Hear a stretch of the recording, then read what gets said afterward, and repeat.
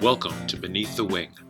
Just like air passing over the wing of an aircraft provides lift, the people we meet can also give us lift in life by sharing their stories of strength and success, connecting us all.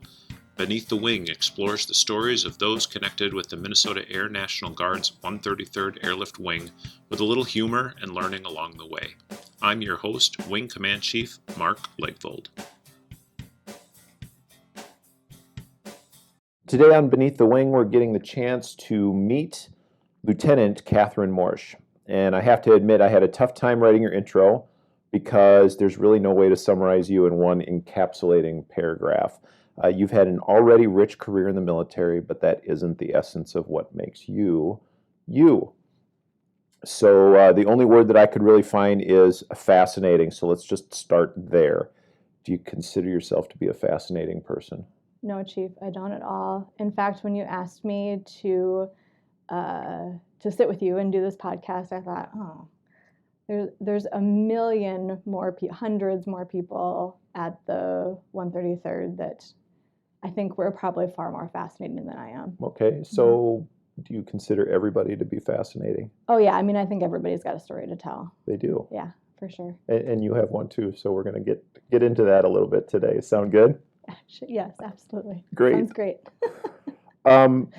Reviewing what makes you you, there's a lot of education and a lot of training there, and really it's a fascinating story.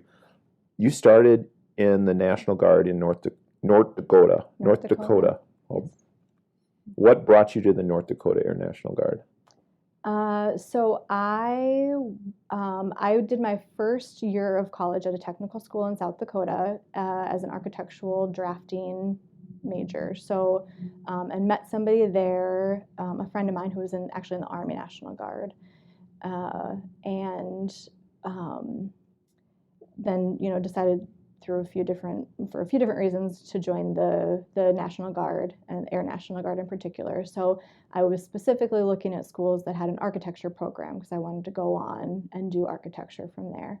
And so toured. I think I toured NDSU and actually the U of M, and I liked the NDSU campus. And then I think while I was there, I also talked with the 119th when I visited them. And I think for some reason when I came down to visit the U of M, I either couldn't connect with the recruiting or it just didn't line up with the time that I was here. Let me understand this. You were shopping for a college and a place to land in the military at the same time? I think, yeah. I remember visiting the 119th early on when I was looking at colleges. So. And just because your friend was in the Guard and it seemed like a really awesome thing to do. The clothes were cool. What was it? Yeah, so there's a little bit more to the story about that. But so when I was in college, or my first year of school, I'm a very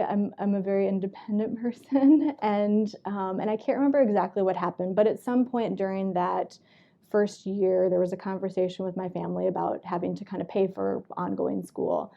And I think that they proposed to me that I would have to take on some of that responsibility, and kind of I think I threatened maybe isn't the right word, but something like that, where I was like, all right, if you want me to pay for school, I'm just going to join the military, and we'll go from there. And they called my bluff and said, okay, I think that's a great idea.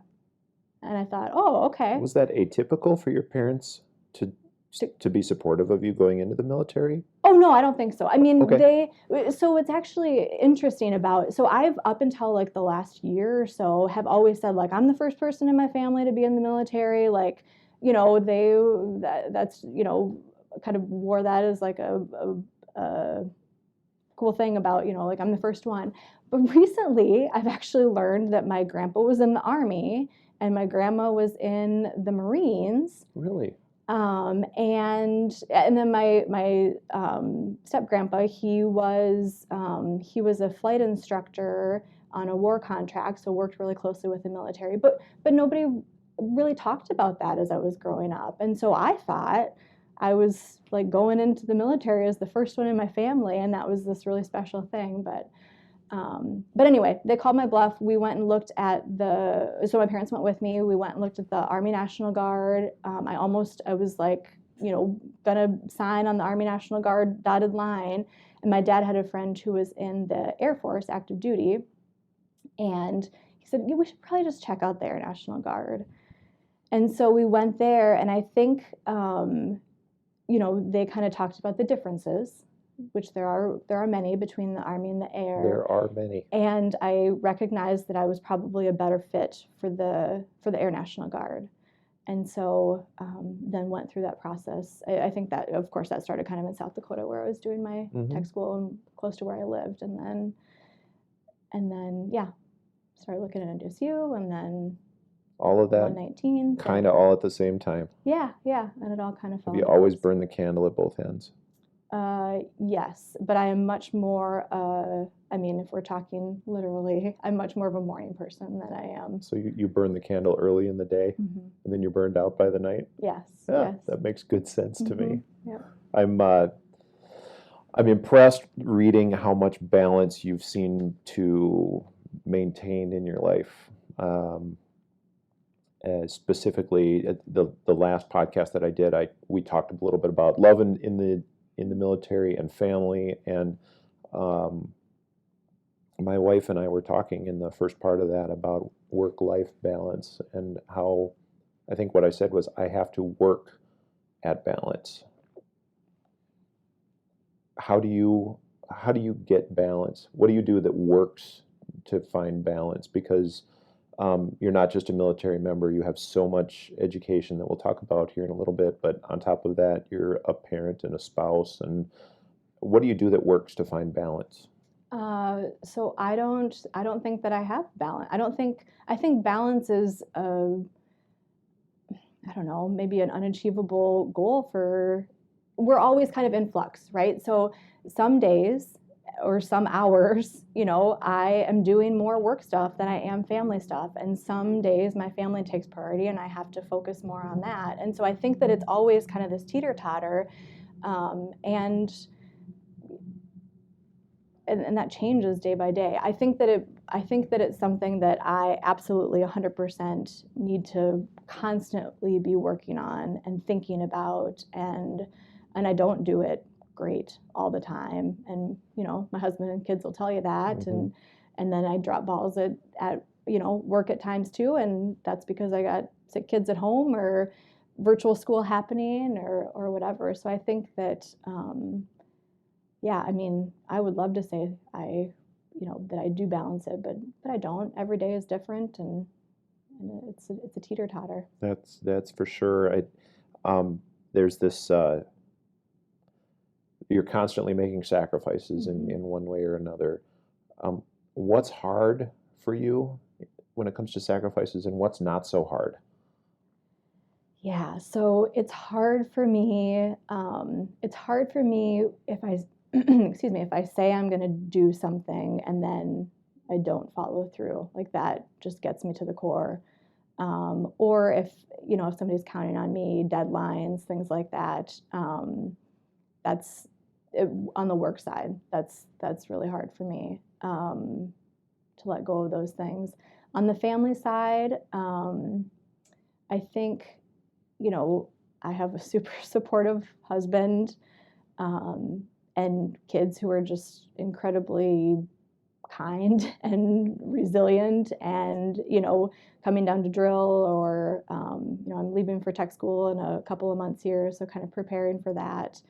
I think that unfortunately right now, because of all that support at home, sometimes the family stuff, it's a little bit easier to say, sorry, I'm going to miss this, or I'm going to be late to be home, or hey, can you do supper for the, just kidding, every night of the week you do supper to my husband, because I'm usually running late with my hair on fire and trying to get things done at work. So right now it maybe is getting a little bit more in a new position, trying to get to know what I'm supposed to do and establish myself there, that my balance for sure a little bit is more easy right now. Not that it feels better, but it's a little bit easier to. So what's not so hard? What's not so hard? Yeah. Like to give up or what? When it comes to the sacrifices that Oh, you make in working to balance, what's not so hard? You talked about your resilient kids, and your husband must be a good cook, or at least yes, well practiced at it. he is. Yeah. Yes. I don't know. I mean, I think it's all hard. I mean, I think that I'm trying to think of something that's less hard. Yeah.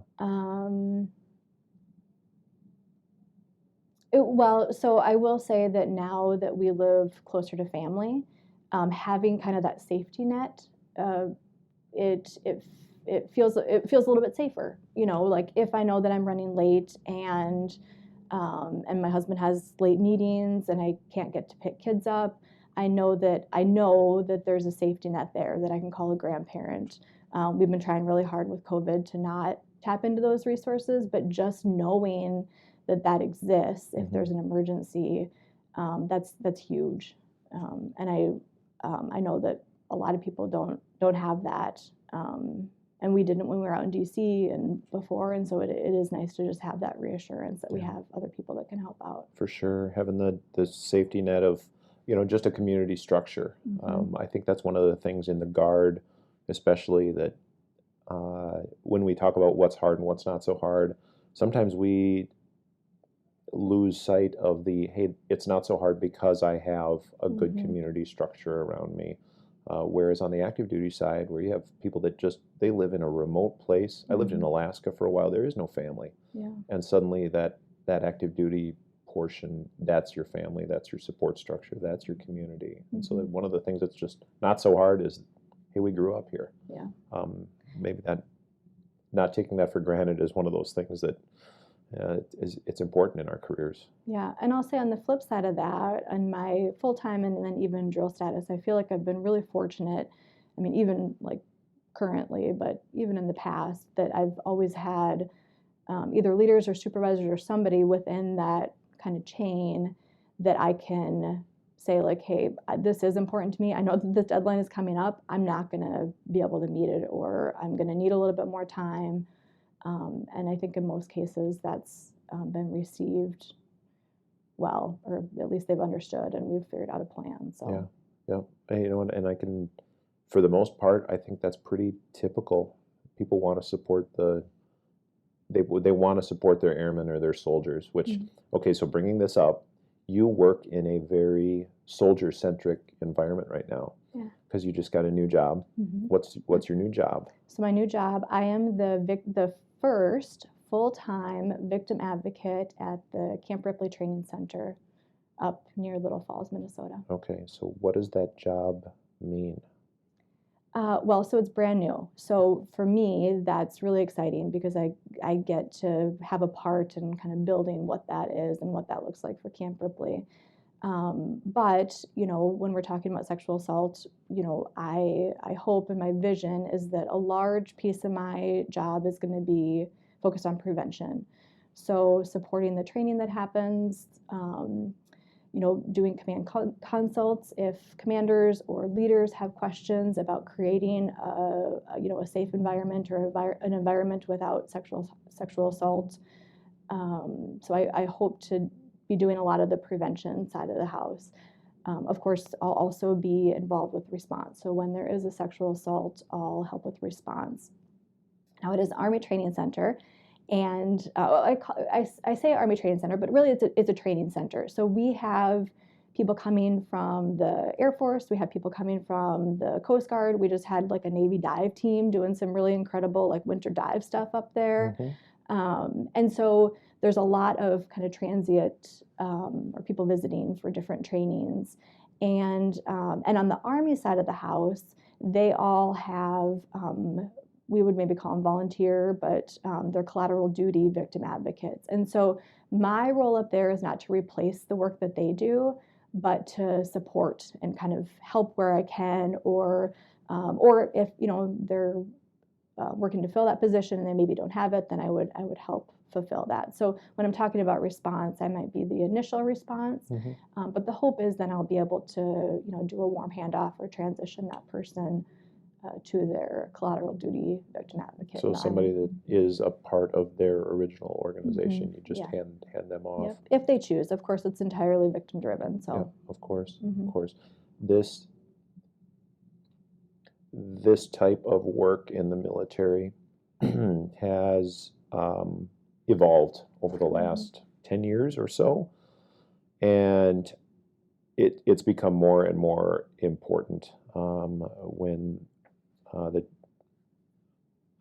chairman of the Joint Chiefs says this is in our ranks and it is a problem and we're going to work to eliminate it and create a culture where it doesn't exist, where sexual assault is not a part of our ranks. Are we getting it right, or is there still a long way to go when it comes to sexual assault in the military? I think we're moving in the right direction, but I think we have a road ahead of us, for sure. I think that, I think we have work to do. Until there's none. Until there's none, of course, absolutely. And then still work to do with the prevention, isn't there? Yeah, because I think, when that aspirational goal of 0, when that's there, there's ongoing, constant, everyday work that we have to do to maintain that positive culture of, that continuum of harm, so making sure that people aren't telling those, inappropriate jokes or, and then moving across that, to the unwanted touching and things like that, all the way to when it gets to the serious or the most like rape on the very far end of that spectrum. So yeah, I think we'll always have work to do to maintain that culture. It is a hard culture to change. I agree with you. I think we've made strides, but we're not there yet. You have worked in almost every difficult, when it comes to those soft, caring things. You wouldn't really affix to somebody in the military that works in suicide prevention like you have, like sexual assault prevention and response like you are. And you're well trained for it. You have a master's degree from St. Kate's in social work? St. Kate's, yep. Okay. And I asked you, is what we do as a military, which is to provide for the defense of our country, are those types of soft skills important to getting that mission done? And if so, which I assume you're going to nod your head and say yes, how does it fit into the overall idea of we're militarily ready? So every single thing that we do every single day is suicide prevention and sexual assault prevention. Everything we do. The way that we talk to people, the way that we, walk into our office, the way that we conduct a commander's call, the language that we use, the words that we use, everything that we do includes those things and has an impact on those things. And this is a big we. This is every single person. That is yes. Okay. I mean, we is like the great. I mean, we like as the world, as the all leadership people in our within the Air National Guard and within our community. And so I think that when we're talking about mission readiness, if we have somebody that is not well. And this is an overused example, but like if somebody has a broken leg or needs knee surgery, we get those kind of things fixed and taken care of. And I think that we need to be thinking about our the way that we support people when they have a challenge in any regard. So if it's a mental health, mental well-being. We need to make sure that people are taken care of. And I think that when we're talking about on the sexual assault side, if we have somebody who is, has been assaulted and, maybe is still working through that process, we need to support them until they are 100% mission ready, or we need to adjust so we can make sure that they get the things that they need. Because if we don't have people, we don't have a mission. I mean, that's... And if our people aren't healthy, we can't get the mission done well. Absolutely. So taking care of them is important. Yeah. And I like the idea that, okay, we have people like you that are experts in your field at that. You don't have to grimace your face. That no one can see that on a podcast, by the way. Yeah. And don't be modest. Experts in your field, so well trained, so well qualified, but you're well trained and well qualified and well experienced in this stuff, so that you can be a resource, not to be the only person that can. Mm-hmm. And you're absolutely right. Sexual assault prevention, suicide awareness and prevention, it starts with every single day, every single person. Mm-hmm. How do we get every single person to be conscious of their responsibility and good at it? Yeah. So I think it goes back to even just like very basic training, education about, creating meaningful connections. So when we're talking about suicide prevention, the things I think about are, creating meaningful connections, reminding people that they matter, that they're important, that we need them here. I used to do a briefing to the new chiefs when they came out to the ANGRC, and I would ANGRC, the Air National Guard Readiness Center. Center. Yep, when I was at NGB. So got it. And inevitably, every single time I would have a chief that would say to me, but we only have these people here 1 weekend a month, maybe 2 weeks a year. So how am I supposed to impact their suicide prevention, have an impact on that? And what I would flip that and say, you get to have them 2 days out of the month. How do you remind them that the work that they do there makes their life worth living? Like, how do you remind them that they're important, that they're valuable, and that they have an impact on the greater mission of your wing?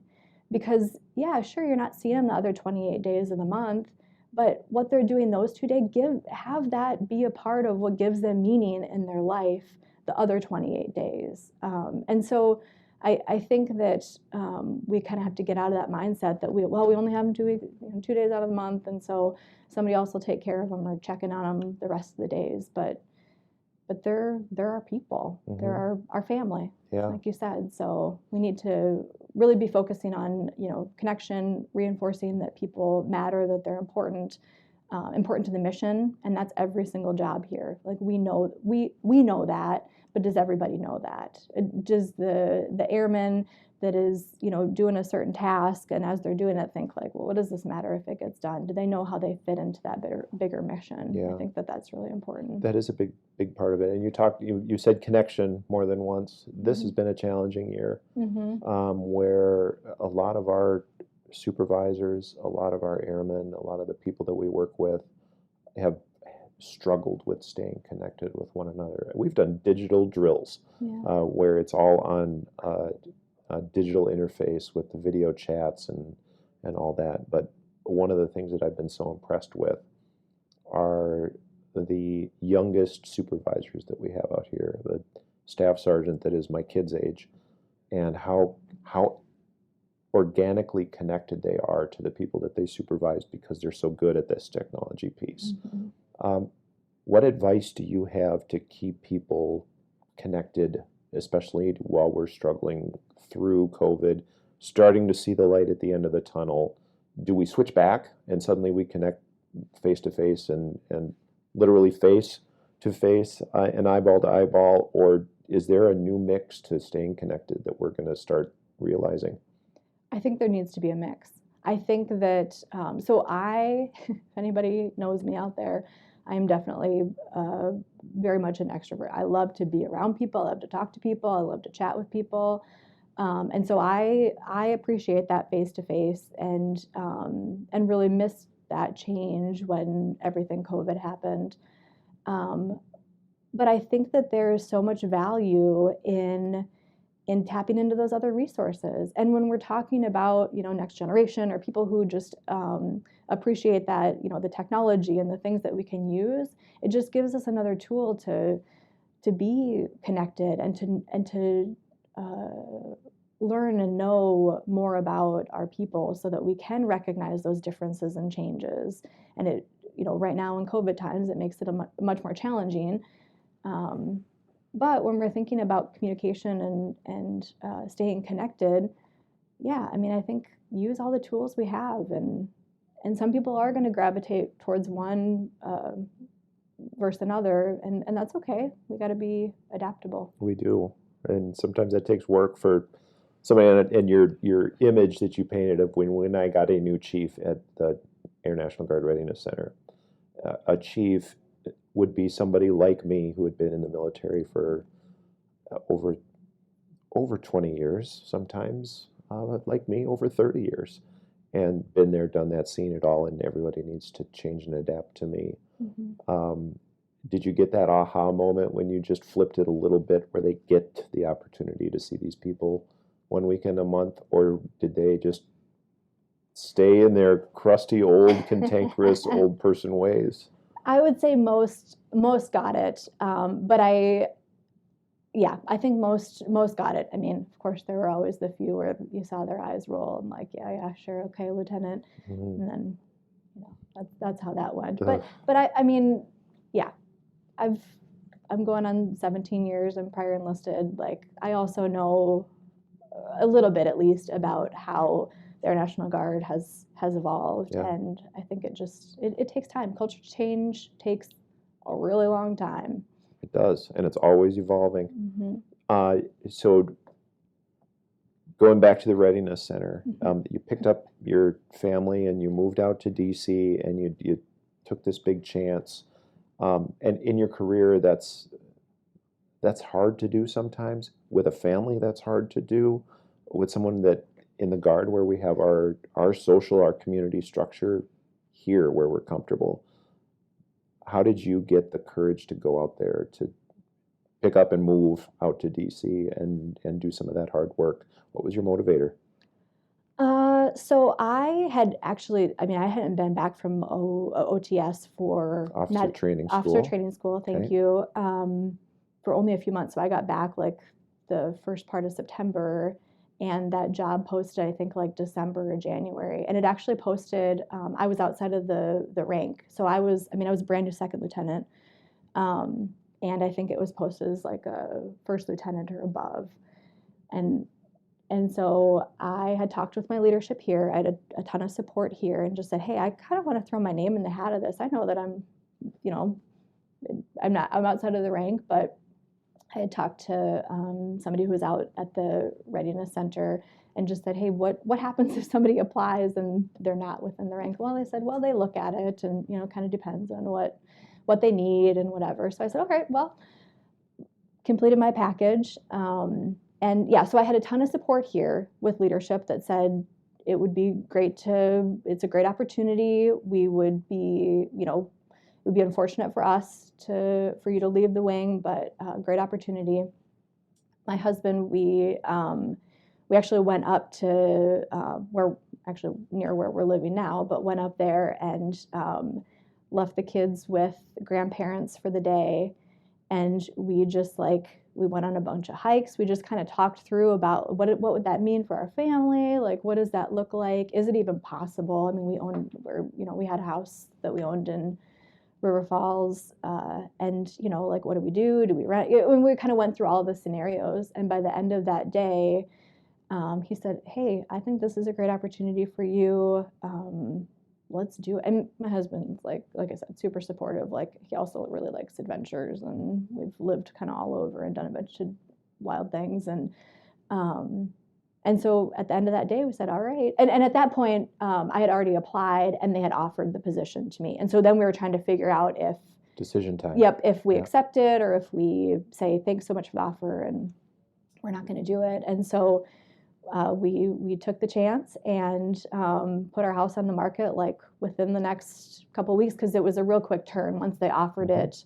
I think that was in March, and we were out there by May 1st. So it was a real quick turn. Yeah.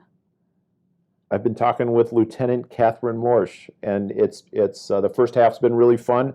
We're going to come back after this break and talk a little bit more about taking chances. So stick around. Hello, this is Mary Matson, the 133rd Director of Psychological Health, otherwise known as the DPH. I provide solution-focused counseling, referral to community providers, early intervention, and crisis response. My services are open to 133rd members and their dependents. Contact me to talk, ask questions, get help, or just say hi. You can contact me by calling my office at 612-713-2099 or my cell at 612-710-4477. And again, that number is 612-710-4477. Otherwise, you can find me on the Wing app.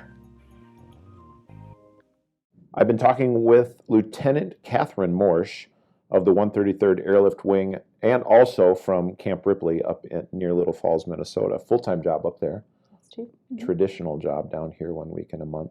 And when we left it and went to break, we started talking about taking chances, and some of the chances that you've taken, and the one chance that you took to go out to D.C. with your family and take a job there. That's not the only time that you did something kind of wild and crazy in your life. You took a break from the Guard, from the military, and did something that seems a little odd. I wouldn't say unmilitary, but definitely on a different spectrum than where we normally fall. You took a break from uniform that's camouflaged and joined the Peace Corps. I did, Chief. Mm-hmm. Why did you do that? My first question is, why did you do that? The next one is, tell us what that was like, because you went someplace really, really cool and did some good work. Yeah. So I actually, the military is actually what brought me to the Peace Corps. So at the 119th, our state partnership, so Fargo, when I was up at the Fargo, Yep. or the North Dakota Air National Guard in Fargo at the 119th, our state partnership was with Ghana, Africa. And so we did a humanitarian mission to Ghana, and it changed my world. Okay. It was one of the best experiences of my life. I was medical admin, prior enlisted again, so medical admin 4A, and we had a few different clinics, kind of like satellite sites that we stood up while we were there. So we provided humanitarian support, or it was a humanitarian mission, and we provided like medical care. And because I was admin, I ended up being the person that was at the front gate.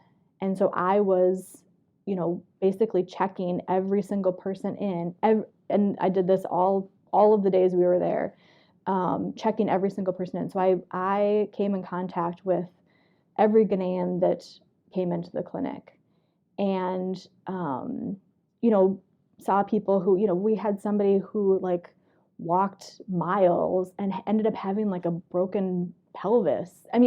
Just like wild things that in my, I'm from small town South Dakota. I hadn't really been traveled a whole lot, maybe a little bit here and there, but not a whole lot. And so I had kind of a pretty sheltered view of the world. And so I was just really amazed by the experience, and it was really eye-opening, and I loved the being able to kind of be immersed in another culture. It was for a small amount of time, but because I was at the front gate, I had 2 Ghanaian security guards right by me, and so got to just kind of talk and get to know them, and they just kind of learn about their life and their experience. And even while I was there, I started thinking, like, how do I do more of this? How do I do more of like just being amongst another culture that I'm not familiar with? And started looking into the Peace Corps or other options that might be available. And so I, shortly after that, kind of started my Peace Corps application, and then kind of set it aside. And then my husband and I we knew each other, and then kind of reconnected. And this was before he was your husband? Before he was my husband. Understood. Yeah. Okay. And as we were walking somewhere, going on a walk, I think we started talking about kind of like life goals or like things we'd like to do. And he mentioned something about like, oh, well, I started my Peace Corps application and I'd like to do that someday. And I was like, interesting. I have also started a Peace Corps application and it might be something that I'd be interested in. And then, the rest is history. We ended up getting married and you have to be married a year before you can do the Peace Corps as a married couple. So it's not a honeymoon. It was not a honeymoon. So we were married in 2019 and we left in 2020. Wow. Or I'm sorry, we were married in 2009. Are you sure? Yes. Are you positive? Yes. So if you were married in 2009, how long have you been married? We've been married 11 years. We've been married 11 years. It'll be our 12th anniversary this coming August. Okay. You're sure about that? I'm fairly certain. Okay. Fairly certain. But anyway, so it was really my military experience that brought me to the Peace Corps. And the fact that the military brought you to the Peace Corps is again, I'll just use the word, it's fascinating to me. Mm-hmm. And yet what is not a surprise to me is the fact that I know that the military, the National Guard, does humanitarian missions. Mm-hmm. Is that an important part of our mission? Does it make us more prepared to do the national defense role that we do? And if so, how? I think in general in the military, the more that we understand the world as a whole is better. I think that it makes us better. It makes us stronger. It makes us more. I think being a global citizen is something very important, and to be able to expose, airmen that maybe wouldn't have the opportunity in their everyday life to travel and to be a part or learn about other cultures. I think that state partnership or that global perspective can be really valuable. Does it make us a more inclusive organization? I mean, I think I'd hope so. Yeah. Okay. We, like I said, that movement from military to Peace Corps and then back to the military. Mm-hmm. When you returned from the Peace Corps, were you still in the Guard or did you have to come back and rejoin? Yeah, so I actually separated. I've been so just fortunate in all aspects of my life, but I had very supportive leadership up at the 119th. They actually offered to let me stay on the books and just kind of go more of an inactive status or front load. You took a sabbatical. Yeah, but I didn't do that. Okay. They offered it. We worked through Jade to kind of figure out what options were available. But it ended up that I just didn't know what life was going to be like 2 years later. Sure. And so it just made more sense. And I felt a little bit guilty about holding up a spot. I'd be holding a spot. Mm-hmm. They would be hard to recruit against and do some of those things. So in the end, I decided to separate. So I completely separated from the military, and then and wasn't sure when I came back if I would rejoin. I mean, we were living down here, closer to the 133rd, but the 119th was my first home. Yep. And so thinking about, do I want to drive all? It didn't even occur to me to join the 133rd. It was, do I really want to drive all the way back to the 119th? Yeah. And then there have been some other people from the 119th who have come down to the 133rd, good friends of mine, and I had a pretty good former 119th person that recruited me, started talking to me about coming back in. So back in here. Come into the 133rd. I'm not going to ask you which organization had a better family feel. They're probably both really good. Very different. They're very different. Different missions. Different missions, but different environments too. I mean, at the 119th, I love Fargo, so I love Fargo. But I don't know if I've ever had anybody on the podcast that says I love Fargo, so there's a first. There, all right. I love Fargo, but there's just different things to do in the local area. Sure. Yeah. And so that creates a different environment for the Guard for drill status, right? So most people are kind of hanging out or staying close or, spending maybe some outside of drill time together. Down here, we have countless things to do outside of drill time. And so I think that down here, people just have to be more intentional about getting those groups of, your groups of people together to kind of have that after drill time, to really make those connections and get to know people so that you can, have kind of that family environment. So I think it's just different environments that create different cultures. Well, we're glad you ended up here at the 133rd. I'm very biased because I've been here forever, almost forever, and I love the family out here. I really do. But I know that every guard unit out there says, I love the family out here. Yeah. And it's always, like you said, different missions, different environment, but it always seems to be a family. Yeah. Well, and I said that was my first home, and this is my home now. Yeah. So it's a great way of putting it. Yeah. So our home keeps changing. We're part of the military, and the Air Force is a big part of that. And we've just changed one of the aspects of what it makes us airmen, and that's our dress and personal appearance. I asked you about, have we become better at becoming an inclusive organization because of the traveling and the way we do things? You got the ponytail going. I do, Chief. Yep. And that was something that got started to make us a more inclusive organization. So a big part of that was our new Chief of Staff, General Brown, who I got a chance to at least get a picture with when I was out in D.C. most recently. But I was thinking about this, and okay, I know that you're not a big drinker. He probably isn't either, but I can kind of picture the two of you sitting and having a very deep philosophical conversation, probably over a good cup of tea, maybe a thick coffee. And he'd probably give you a good quote like, the decision to change our dress and personal appearance is a commitment to supporting the airmen that we need and sustaining the culture and environment of excellence that we continue to use to make the Air Force an attractive career choice for airmen and families. So if you had his ear and you were sitting there drinking tea and he said something very deep like that, what would you tell him needed to be the next thing that the Air Force did to become a more inclusive culture? Okay, Chief. Let's see. The next thing.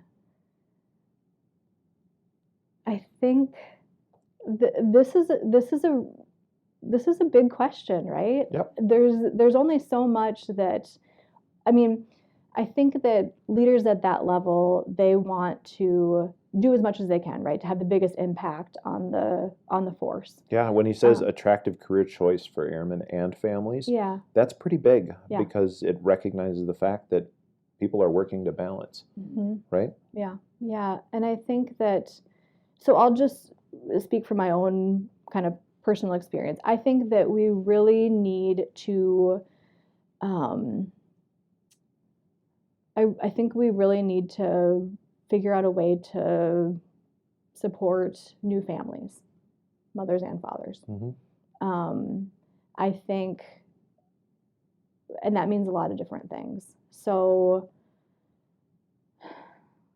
this is a hard question. It is. They wrestle with this stuff there, and yeah. Well, first of all, so I'll go back actually to the hair change. I think that there's still, I think there's still things that need to be addressed within that. And so I think that, just because we've made some positive, progression in that, I think that there's still room for improvement. So I think that even as we kind of hit these milestones and we're kind of moving in the right direction, we can't just say, okay, we did the hair thing, now we're going to move on to the next thing. Yeah. And so there's still that. I think that, I don't know. And even with supporting, new families, I think that we've also come a long way with that. When even things with on the base here, I was so excited when I came back and I saw that the changing stations and the bathrooms were put up. That was like something, 2.5 years ago that I kind of got my hands in a little bit. And, some of those things, nursing rooms for new mothers, like these are all things that we've that we've started to do and put into policy, right? That's important. It's one thing to have, really passionate people at the wing level that think, oh, this is kind of a good idea. It's another thing to put some of these initiatives into policy that can really support new families. But yeah, I don't know. 78% of the people in the military right now were hoping you would say beards for guys. Oh, I know, but here, yeah. I mean, okay, sure. I think, you know what, beards for guys, let's do it. But I'm sure that you know this, Chief, but for those that are listening, for the hair regulation to change for females, it was not like an overnight thing. It was years and years of research for the Women's Initiative team. So those out in the virtual world, if you're not familiar with that, it's a group of amazing men and women. But they had done a ton of research. Like they did the work to get this changed. Yeah. And some of those, higher up leaders within that team have offered to help men do the same kind of research and work to change policy when it comes to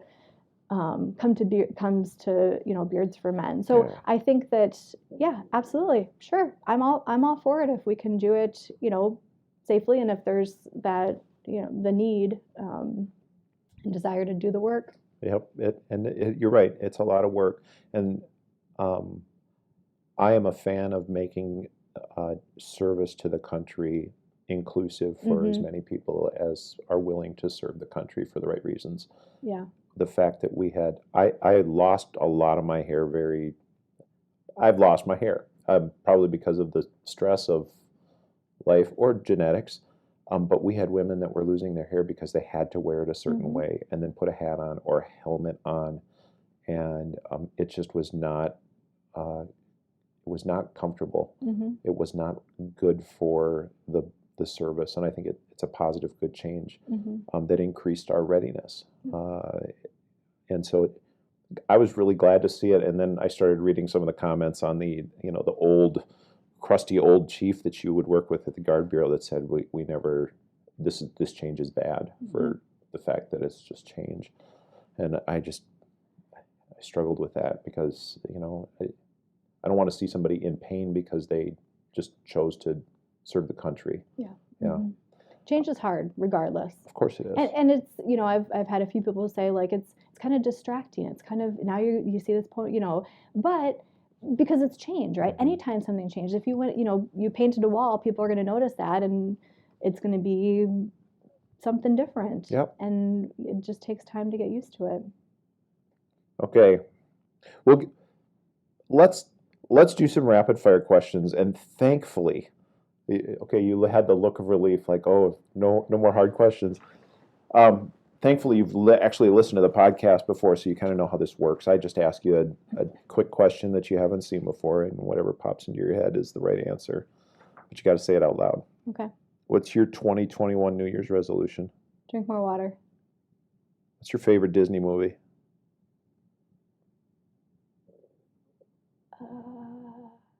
We have movie night every Friday and Saturday night, so I feel like I've seen so many kid movies. I really like Moana.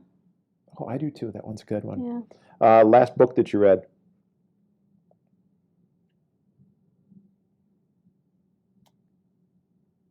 Last book that I read, Little Blue Truck, to my son, Perfect. probably. Yep. Yeah.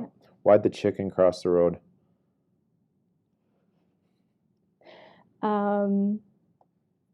To get to the other side. That's a fair answer. Favorite TV show? Let's see. Right now we are watching binging is usually how it goes. We don't have TV, so it's whatever we can stream. I'm not very good at this rapid fire. I want to give an explanation. You're doing terrific. You're doing terrific, but actually you're not following the rules.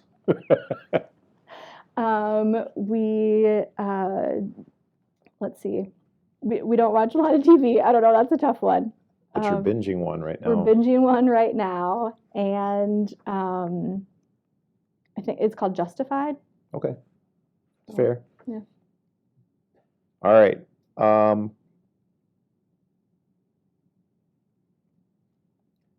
you drinking more water? You got it right there. Trying Good. to. Most people give up on those New Year's resolutions, so good for you. That one's a good one. You are one of the other things that makes you fascinating is you're a big person that cares about our environment, passionate recycler, right? Yes. Have you always been a tree hugger? Have I always been a tree hugger? Yep. So I think that no, I haven't. Nope, I don't think so. I had a friend in high school who she would always, I mean, she'd like stop, pull over and like pick up trash on the side. And I'd think like, all right, seriously, girl, like that's just whatever. Thank you for doing that. But it wasn't really in my just, I didn't think about it. My husband has been a really big influence. So, he cares about the environment and I care about him. I also care about the environment. Mm-hmm. But I learned a lot. I mean, he just taught me a lot about, the impacts that we have in the little things that we do. And I think, especially now, having kids, like really thinking about like what I'm doing today is going to influence the world that they live in. And that's a lot of things with the environment, but that's a lot of things. It's going to influence the world that they live in. And I want my kids to live in a healthy world. I mean, environment and otherwise. So, but yeah, I haven't always been, but you are now. Yeah, I mean, I think I've always cared, and like I don't like styrofoam. And a former wing command chief, I used to give him a hard time about drinking bottled water, and if he's listening, he'll know who he is. And Yeah. Yeah. Yep. That's why I always drink mine out of a mason jar, not because it tastes better out of a mason jar, but it lets people guess. Yep. What's he drinking today? One last question. Okay. You've had a lot of role models. You've met a lot of interesting people in your life. There's a lot of people that have influenced who you are and made you more fascinating and a fascinating member of our wing out here. What advice from all of those people, the expertise that they've poured into you and that you've willingly taken, what advice would you share with others that has been shared with you?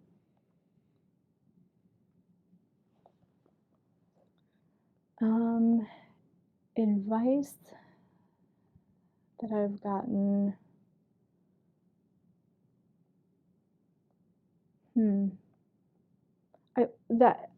So as I've said, Chief, like I've been just so fortunate to have so many amazing people in my life. Like it's really hard to, I'm thinking, specifically about, certain leaders and certain supervisors and friends and peers that have been so influential to me, but it's hard to narrow it down to one piece of advice. I've been super lucky. I mean, and that's the honest truth. I've sometimes been in the right place at the right time, or with the right, squadron at the right time when that leader was there, or I think, just, gosh, I don't know. I'm gonna share what I'd learned from you today. Okay. And it came out in your tree hugging answer, but it also came out in your response when we were talking about sexual assault prevention and suicide prevention. And that is, everybody can make a difference every day in where they're at. And you don't have to be the expert in it to do it. Yeah. It just takes maybe burning the candle at both ends, or just lighting it to start. Yeah. Yeah. And I think what I've maybe learned from all of these amazing people that have been in my life is that it maybe is less about the words or the advice that you're giving and more about the actions and the way that you're treating people. And maybe that's why it's hard for me to like think of a piece of advice, but it's more it's more about the work that you do and the actions that you do and what that legacy is going to be, be it for the wing or for your community or for your family. Yeah. Lieutenant Katherine Morsch, thanks for joining me on Beneath the Wing today. This has been a pleasure. I'm going to let you finish your water Maybe stop sweating in the hot seat today. Thanks, But Chief. this has been really great. Thank you so much for joining me. I would like to take a second just to thank Amy Lovegren for her production expertise on Beneath the Wings, Senior Airman Maya Mikesel for her wrangling of creative expertise in questions that I get to ask my guests, especially Mary Matson, who threw one in there about referring to you as a tree hugger. So thanks to the people that have given us some good questions today to discuss. And I'd like to invite everybody to join me next time on Beneath the Wing, where we continue to learn about the people in our community. So thanks again for joining me today.